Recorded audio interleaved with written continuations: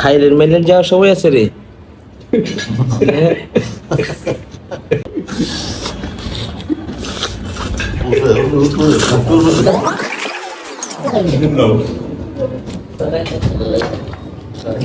Hello Khidr বিদির ভাই বোনেরা, আসসালামু আলাইকুম। কি অবস্থা, কেমন আছেন? নিশ্চয়ই ভালো আছেন। ভালো না থেকে কি করবেন? তো আমি ঢাকা যখন আইছিলাম তখন আমি ভাই রিসমন্ড নামের একটা হোটেলে আমি উঠছিলাম। উঠার পরে হেরার লগে বেলে রাইতে থাকলে সকালে বেলা বুফে ফ্রি টিটি থাকে, তো এই হিসাবে রাইতে থেকে গেছিলাম গা। তো আমিও পরে বুফেটা ফ্রি টিটি খাইলাম।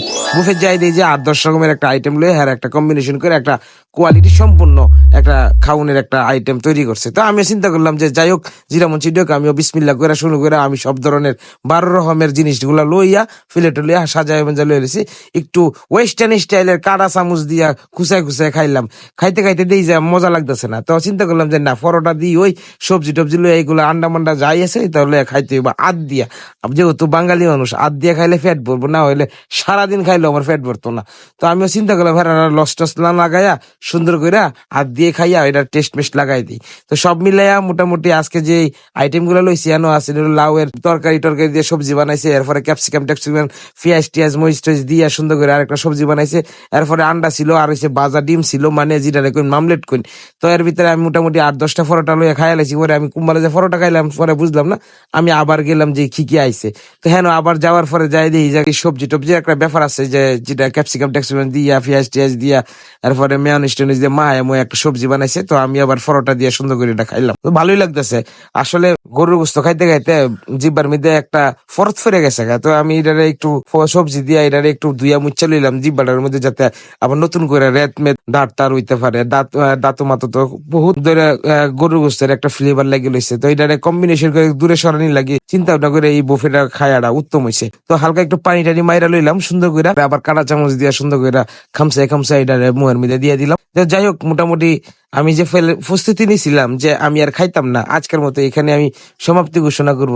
কিন্তু কি কইতাম ভাইয়া, মানে জিব্বা তো আর মানতেছে না। তবু মেলাক্ষণ ধরে আমি এটা তুলতাছি, বুঝলেনি তো কাঁটা চামচ দিয়ে কি আর আটলান্টিক মহাসাগর কি সিনাই দিয়ে হিসুম যা। তো পরে আবার ডিমটা সুন্দর করে কাঁটা চামচের ভিতরে ঢুকাইয়া চাপ করে মুখের মধ্যে দিয়ে দিলাম। যাই হোক, মোটামুটি শেষ। আমি আবার ভদ্রতার সহিত মুচ্ছা পুরা একবারে বয়ে রয়েছি, যার খাইতাম না। তো হেরার খাউনটা দেখতেছি যারা আমার লগে আছেন।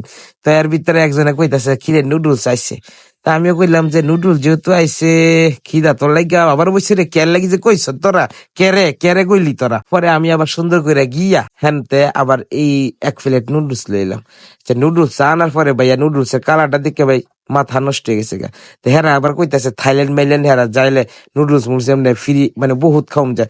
আমি বলছি থাইল্যান্ড যাওয়া যাবে না, যে নুডলস রে যে বুন্ডা বুন্ডা নুডলস, এটা তো হেভি মজা হয়েছে রে।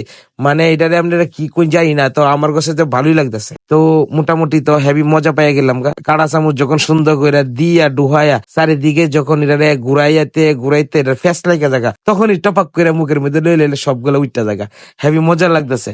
তো আবার সবাই তো মজা লাগতেছে, মানে মুখের মধ্যে ডুহে আবার টান দিলে ফ্রুত করে মুখের ভিতরে জায়গা, কি যে একটা মজা ভাইয়া।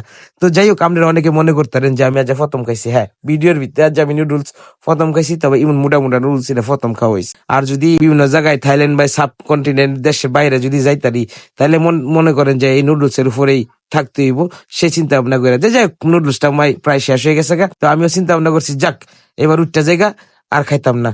তো মোটামুটি মানে হেরালে কথা কইতেছি যে তোমরা কি খাওয়া দাওয়া হয়েছে নাকি। এই যে আমার ফুতে, হ্যাঁ আমার ফুতে এই যে, হ্যাঁ সেটা কইতেছে আরেকটু নে আরেকটু নে। তো কি করতাম যে ভাই, মানে রুচি উঠতে গেলে আর কিছু করেন নাই। তো আমিও কইলাম যে দে দিস যখন, এটা তো খাইয়া ইলাম লাগবো, নষ্ট তো করা যাবে না, অপচয় শয়তানের কারি মানে খালাত তো ভাই। আমি তো এত বেশি আগাইতাম না, আমি যেহেতু শয়তানের চাষা টাচা লাগিয়ে হিডে থাক, খালাত তো ভাই ওর দরকার নাই, দিয়ে দিই আমি খাইয়া ফিনিশ করে দিয়ে দিই। যেহেতু আমার হলার চলতেছে এটা থামানির মতো এখন, আমি যতক্ষণ না কমু যে র র র ততক্ষণ এটা থামতো না। তো মোটামুটি যেহেতু শেষ, তো আমি এবার ইচ্ছা মতো আমি খতম দিলাম। তো ভালো থাকবেন, সুস্থ থাকবেন, আল্লাহ হাফিজ।